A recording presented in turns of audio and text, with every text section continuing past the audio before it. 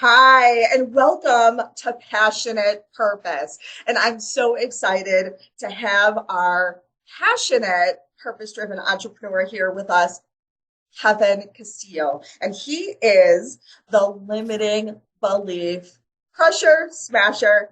How are you doing today, Kevin?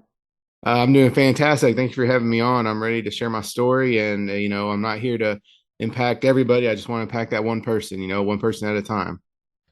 Isn't that the way it works? hmm Well, tell us a little bit about what's going on for you right now. Oh well, yeah. So a lot of people that follow me, they obviously know I had a newborn back in August. Took a month away from social media. Really gave me time to really reflect on who I am, who I really am. Am I really chasing what I really want and everything? And it gave me a lot of time to really think of it. Where I wanted to go, what direction I wanted to go. I'm still going to stay on the direction I'm on, but I'm going to kind of go in a little bit separate direction. I'm not going to release all the details of what I have in the plans, but y'all definitely know whenever it hits. But to go back a little bit more, I'm just your ordinary person. I was raised in Dallas, Texas, by a wonderful family. Uh, a little bit of havoc struck when I turned 4 years old. I was in an accident, went through the windshield. I was in a coma for 3 weeks. Wasn't supposed to live. If I was going to live, then I wasn't supposed to eat, drink, or walk or anything again. I guess kind of like be a vegetable. And here I am today. I'm perfectly fine. I went against the odds, and I came out better than what they said I was going to come out. And yeah, it's crazy because I look at where I am in life and I'm like, man, I'm not supposed to be here, but God gave me, He allowed me to be here, so I know that I'm here for a purpose.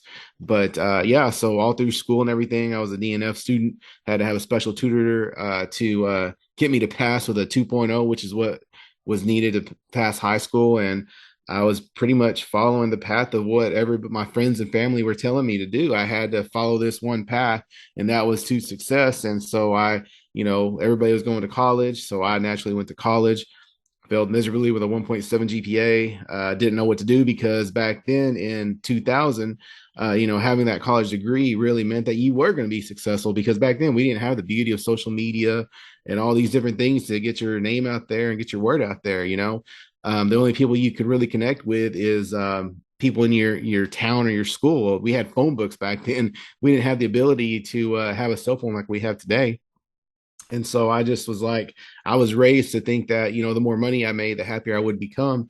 And and that's what I did. I chased the money. I went to a job and I found another job that paid more money, left that job to make more money, left that job to make more money. And before you know it, I was going job, job, job, thinking the more money I made, the happier I would become. And it was a complete opposite. I was more miserable. And so I chased that path for 13 years. Yeah, from 2000 2013, I connected with a guy on social media out of Canada. He was 37 years old. He had quit his job to become a full time entrepreneur. And I was like, how the heck did you do that? Because I was raised to believe that, I guess, a limiting belief that I had to work till I was 65, 70 years old, retire with a quarter of what I was making. How did this guy do this? What did this guy know that I didn't know? And he gave me this book, and I'll never forget it. Sat on my shelf for 2 years, never read it, called Rich Dad Poor Dad. I finally read it, and I was like, wait a minute, why wasn't this stuff taught to me in school? Why didn't I know about this? And so I kind of that's my favorite book to this day. I highly recommend anybody to read it. It gives you a whole new outlook on where life is today, and to be successful in today's world, you have to do the complete opposite of what everybody else is telling you to do, and everybody's definition of success is different than everybody. So yeah, so like I said, I'm just here to share my story. I want to inspire, just that one person. And I just, like I said, I was going job, job, job. And I don't think that everybody would make fun of me because I would go to jobs. And I was embarrassed to know that, man, I've been going to all these jobs. But at the end of the day, it's like, man, I don't regret it for one reason. You want to know why? Because although I went to all these jobs, I learned one thing. I'm not meant to work for somebody. I don't like having people telling me to do this and this and this, and telling me that I have to, work all these hours and everything. And now, granted, I mean, I still do have a job, and I'm still doing all these things outside of work, which a lot of people use the job as an excuse not to pursue what they really want. And I have a newborn, so I got a community behind me 100%. And I really appreciate everybody. So, but yeah, it's been a crazy world. Everybody kind of knows me as the guy who puts on the mastermind dinners. I had this crazy idea of doing it because I heard someone on a podcast that was doing it. And I was like, man, I really got to do that because number one, I wanted to put it on an event. Putting on an event can be extremely expensive. I don't have, back then I didn't have tons of money. Um, and I was like, this is probably the cheapest, most inexpensive way to get my name out there, get, credibility, authority out there. So I've been hosting them. I got my sixth one coming up August 8th. I'm going to stop you there for a moment. Mhm. Wow. Oh my goodness. Yeah. Wow, let's go back. Let's go back to the beginning of your story, because I think there's so much going on in the beginning of the story. And I think that when you say you want to impact one person, I think that your ability to impact one person might be right there. So let's go back. You're Hmm. going to school, you're not doing well. You're not doing well. Talk a little bit, share with us, if you feel so inclined, what were some of those limiting beliefs that you were struggling with at that time? Well, I just remember every what we got a report card every 9 weeks. Every 3 weeks we would get a progress report, and I would be like so happy the first 2 weeks, and leading up to the third week, I knew I was going to be getting a bad progress report, and I had to get it signed from my parents. And I just remember my dad was always mad because I was failing, and then come uh report card day, I was like so nervous, and there's been a couple times where I had talked to my sister into not she was like straight A student and I was like, man, let's try to see if we can, maybe mom and dad will forget that today's report card day. And it worked a few times, but yeah, I was always like grounded. I was, they always told me I had to make good grades because I was going to basically be a failure in life. Mm. And I really took that to heart because I was like, man, I really am going to be a failure. And that's whenever I was like, I got to start doing what everybody else is doing. Everybody was going to college and everything. I don't have anything against college. Go if you have to go to pursue whatever you love and what you dream about. You want to become a doctor, attorney, dentist, you got to go have it, but don't just go because everybody else is going, and don't go because your parents tell you that's where you have to go. It's just like Gary Vaynerchuk said something a while back. He recommends people to come out of high school and work for 6 years and try this and that and this and that, because you never know. You might decide that, hey, you know what, I don't really have to go to college because I'm already doing what I like and I really enjoy this. So, Let's Yeah, so let's talk about then. Thanks for sharing that limiting belief, like amazing. So then let's talk about what turned you around. Like, where was the shift? Where did that shift take oh yeah, place? the shift happened whenever I connected with that guy out of Canada. I was like, how was he able to quit his job at 37 years old and become, a full-time entrepreneur? Obviously, he didn't just decide, oh, I'm going to be an entrepreneur the next day. He had all this stuff going on behind, the curtains, closed doors, whatever you want to call it. After he got off work, he had been, for years, he had been, he wanted to own all these rental properties, and he was actually, helping somebody who actually owned rental properties, fix them up and everything. And he would take that money and just stash it away until one day he was able to buy one property and then buy another one. And then before you know it, he was able to leave his job. And to share a little bit of his story is, going back to, everybody thinks that the more money you make, the more happy you're going to become. He worked a six-figure job in in Canada, the government, and everybody thought he was stupid. Like, why would you quit your six-figure job? You got all these benefits, all this stuff. And then he was like, well, I'm not happy, and now he wasn't making as much money as the government job, but at the end of the day, he's making less money. He's happier. He has more time freedom. He's able to do the things he wants. He's not restricted because he's trapped inside that, 9 to 5 job. And that's when I was like, I got to figure out what he's doing and everything. And so I started connecting with him. And before you know it, it was just a trickle effect. I connected with more and more people, more and more people. And now I just have it's funny. The other day I was having a conversation, and uh, I would say probably 95% of everybody I've connected with is some sort of entrepreneur, business owner. They got something going, and you know how it goes. I forget who says it, Jim Ron, you become the average of the five people you hang around and associate yourself with the most. And I 100% believe that. And, I'm not where I want to be, obviously, but I'm making the transition. I'm enjoying the journey. And I encourage everybody to, just start today. The thing is like, if you look at where you are today, a year from now, you're going to wish you would have started. And the problem is that I actually heard this on a podcast, Trent Shelton. He said so many people want the 20-year lifestyle after putting in 20 days worth of work. It takes a lot of hustle, a lot of grind and everything. And it is hard. So yeah.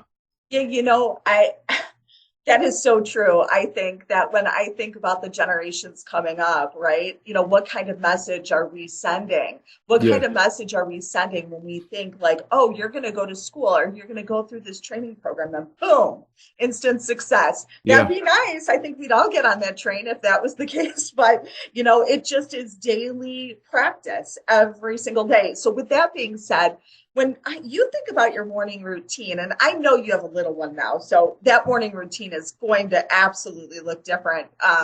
But when you reflect on your morning routine, what part of your morning routine do you find sets you up for the most success? Well, I was kind of do a little bit of, I'm not gonna say I do a little bit of everything. I do like mainly five things: meditation, cold showers, breathing exercises, depending on, the baby sleep schedule. I actually have an exercise bike right here in my office and I'll just hop on that. I actually was on that before the call, just now.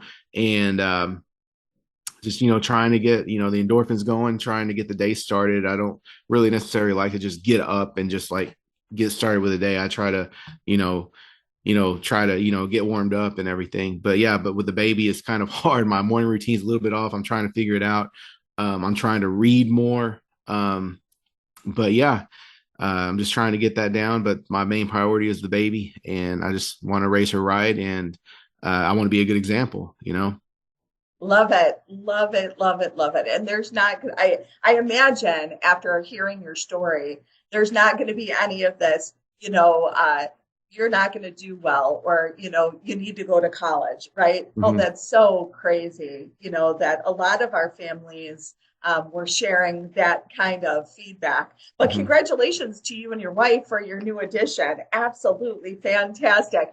But I know that everyone's kind of curious. So you talked about the limiting beliefs. You shared a little bit about yours, how that was a turnaround. And I know you offer these mastermind dinners. So can you kind of share with us a little bit about how they got started and, you know, what they're about? Yeah. So yeah, like I was explaining earlier, I was listening to a podcast, Jason Gaynor. He was like the king of mastermind dinners, and he just basically picked people. He picked certain people to come there. Not, it wasn't a dinner just for anybody to come and socialize about how they hate their jobs or how terrible their life is going. They had to, have a certain mentality. They had to be, some sort of like entrepreneur, business owner mindset that was going to come and add value to the dinner. And I had put that idea off for, gosh, 2, 3, 4, 5 years. And one day I just was like, you know what? I'm just going to put it out there, because I knew that I had been on social media for years and years, adding content after content after content, but I never really had anything to offer other than content. And so little did I know that producing all that content for years and really helping people, the moment I put something out, I had like 25, 26 people come to the dinner. I was like, wow. And these are these are people that turned out to be strangers, and they became family. And going into that is crazy how complete strangers ended up being your biggest supporters than your own closest family. So that's It's true. just, the one time someone told me you've changed, and I'm like, well, that's what you're supposed to do. And it's just like, why do we have to stop at high school? Why do we have to stop at college? Why don't we keep growing and growing and growing? We're meant to evolve. But yeah, so I just bring, basically entrepreneurs, business owners, anybody that wants more out of life to connect with people that you know obviously you want to get into the room where you're not the smartest person. Well, there's people from all areas of their life, levels in their business, that you can learn from. I learned from a lot of people, and I have a few speakers that will come and speak. I speak, obviously, share a little bit about my story. And so, yeah, I host them like quarterly. And I just want to keep growing it and eventually scaling it to different cities, different states, but, one step at a time. I love it. I love it. It sounds like a great forum to like you said, bring and attract people that need to kind of crush their limiting beliefs and really grow in family. And I love that. I Hmm. love that because it's all about community, isn't it? Oh, yeah, totally about community. Yeah, I mean, and, it's crazy. I don't think a lot of people understand like what community is, what it's about, and how impactful it can be in your life. I'm just going to use an example: Apple, Samsung. Do you think that when they put out their product, everybody flocked to it? No, they built a community, and like community, a true community is like whenever, like for example, the Apple iPhone 14, everybody's in line to get it because they have a community of people that believes in the product, and they're always going to be the first one to go get it. But yeah, it's just I encourage anybody to get out there and find a community to get involved with, because that's real important to me. It's just community. You can't do everything on your own, and you can do so much more with, I guess, who was it? Helen Keller, I think, said it.